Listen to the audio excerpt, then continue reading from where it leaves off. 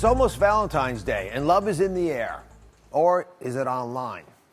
It's been reported that this year there were over 32 million people using online dating services in the United States alone. And that number continues to grow. And one Stanford sociologist recently conducted a study that showed that online dating has become the most popular way that new couples meet. But can we actually trust whoever is on the other side of that screen? Here to help us understand the dangers that online dating can pose is Dr. Oz Senior Investigative Correspondent Mara Schiavocampo. Just how prevalent is crime during online romance? Boy, is it common. In 2019, according to the FBI, there were almost 20,000 romance scam complaints. And that's going up. That's up 5% from the previous year. And in a lot of these cases, it involves money. That amounts to almost $475 million that people lose through these romance scams. Now, there are reports out there for the most dangerous and the safest states for online dating, so it can be helpful to know where your state falls. Yeah. The safest state for online dating is Maine. And the most dangerous for the third year in a row is Alaska. So Alaskans beware. What kinds of criminal activities are we talking about with these dating apps and the other types of online dating? Yeah, it can range from financial scams, so the person you're dating is secretly stealing money from you, which of course is a terrible thing. But on the other end of the spectrum, you also have some very physically dangerous crimes, things like sexual assault, even murder.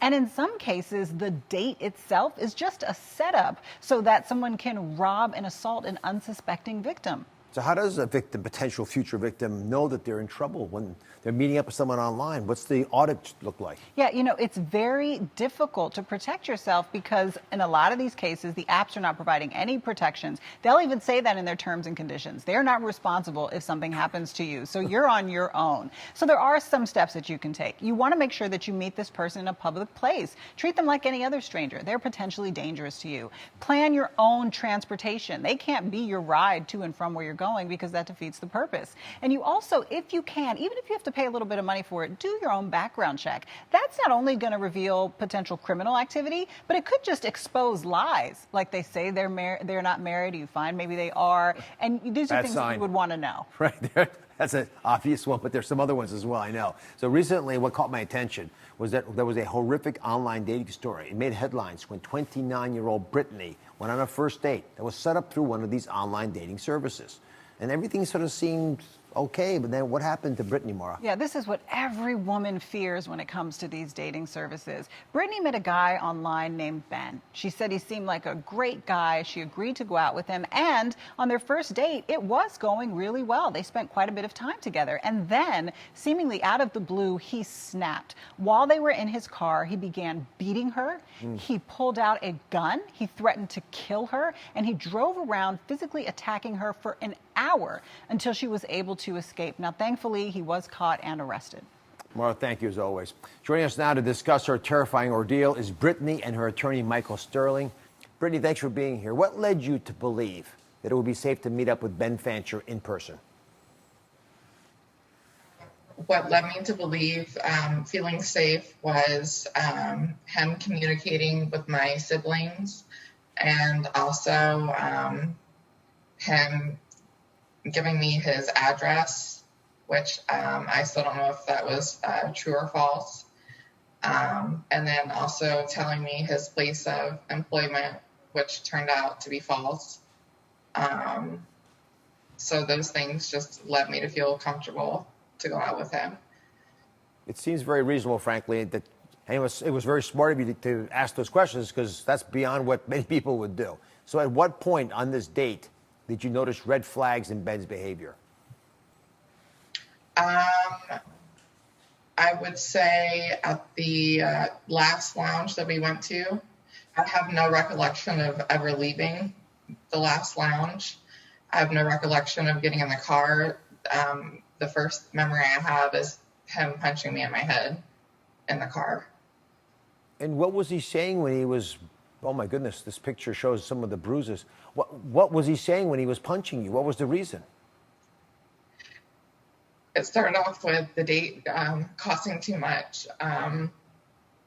He was just like going in a full just like rage rant, going on about my race, going on about how, nobody's going to miss me, he was really angry that I wouldn't have sex with him after that date because of the money that he spent.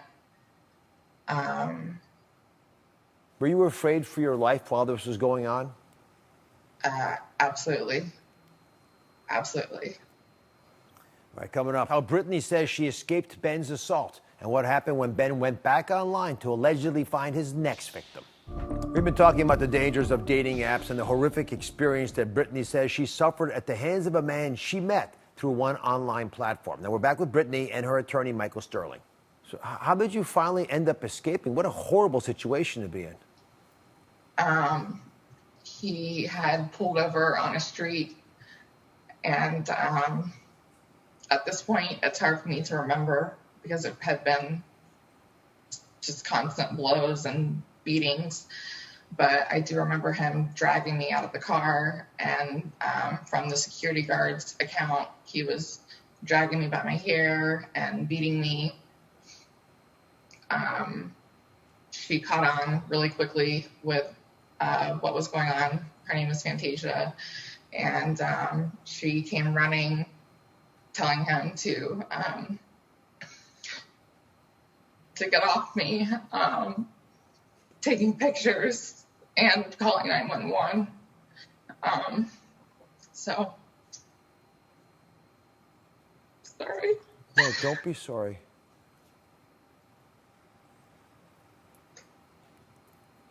So that's how it ended, but I'm very certain that, he told me he was going to kill me. He pulled the gun out, so if he hadn't had stopped and dragged me out of the car, I know that I would not be here today. So. She was a real hero, that security guard. Yeah. So what happened to Ben Fancher? Michael, let me ask you this, because this is something that you're going to have to get involved in. Right after he assaulted Brittany, he fled to New York, Putnam County, New York, about 800 or 900 miles away. And he was preparing, actually, Dr. Oz, to go on another date with another young lady via another dating app. And fortunately, because Brittany was brave enough to speak out, to put her message out on social media and on the news, the other young lady saw Brittany's story, realized she was about to go out with the exact same guy, and then they turned him in to the authorities. And he was able to be arrested and apprehended and then extradited back to Georgia to face criminal charges for what he did to Brittany. Oh, my goodness, what a story. So, Brittany, first off, you should feel some pride, some power that you actually, by being brave, saved this other woman, maybe the same thing that was going to happen to you. Absolutely. So, Michael, what are you hoping to come from this case? And this fellow could have a long history of hurting other women we don't even know about. Well, obviously, Dr. Oz, we want him prosecuted to the full extent of the law.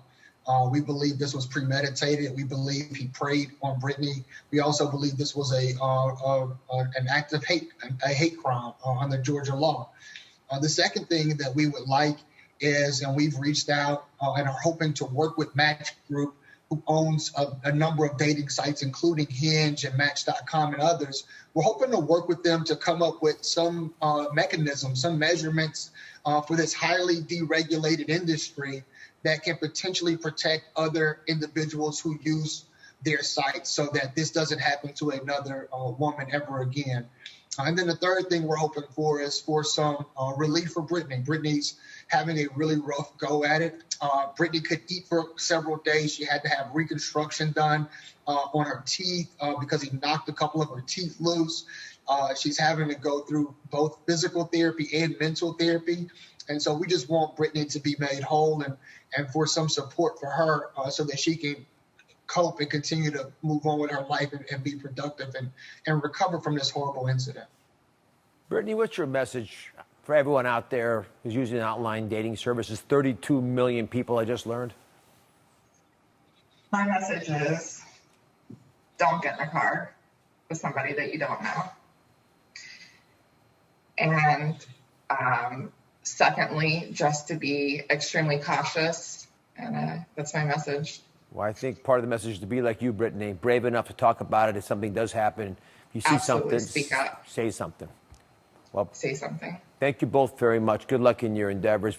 We reached out to Ben Fancher's legal representation for statement on these allegations, but they declined to comment.